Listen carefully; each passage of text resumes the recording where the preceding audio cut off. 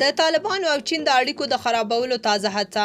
پاکستان وايي پر چینایانو حمله کوونکی یو موټر له افغانستانه راغلی و، خو آیا دا موټر و که الوتکه چې له افغانستانه والوته او پاکستان کې ښکته شو؟ جزئیات هم دلته وګورئ او چینل هم سبسکرایب کړئ.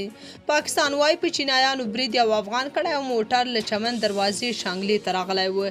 د خیبر پښتونخوا په شانګله سیمه کې پر چینایي انجینرانو د ځانمرګي برید په تړاو تر 10 زیات کسان او د هغوی تحصیل کوونکي نیول شوي دي. د پاکستان ترهګرۍ ضد پولیسو یا CTD لخوا خپره شوې خبرپاڼه لیکي برید کې کاکړ مهم قمندانان او ترهګره شبکه په نښه شوي دي یا د شبکه د TTP سره تړاو لري. د CTD سرچینو په وینا چې ځانمرګي حمله کوونکی افغانستان سره تعلق لري او هغه قمندان هم نیول شوی کوم چې ځانمرګي بریدګر له افغانستان څخه راوړی و.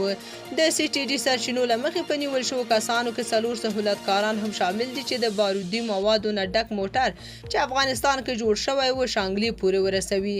سرچینې وایي چې د چاودیدونکو توکو ډک موټر د چمن له لارې DI خان دره زنده ته رسول شوی و. موټر چلونکی چې موټر د درې زندان نه چکدرې ته راوړ هغه ته 2.5 لکه کرایه ورکړل شوې وه. د CTD سرچینو زیاته کړه چې ځانمرګي بریدګر د موبایل سیم کارت په مرسته نیول شوی. د کوم کس په نوم چې موبایل سم راجستر و هغه بل کس ته او بیا بل ځانمرګي بریدګر ته ورکړل شوی دی. د سرچینو تر مخه دغه ګاډي د ځانمرګي برید په ورځ د چاودنې ځای ته راوړل شوی و چې دغه ګاډی د چمن څخه چکدرې ته لیږدونکی یو سهولتکار له بلوچستان څخه نیولی دی.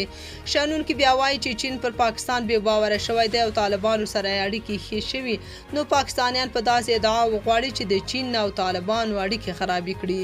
د دوی په وینا چې عادي کس بې پاسپورټه پاکستان ته نه پرېښودل کېږي، نو څنګه بیا موټر له سپین بولدک څخه تر شانګلې چې 190 کیلومتره واټن دی وړل کېږي.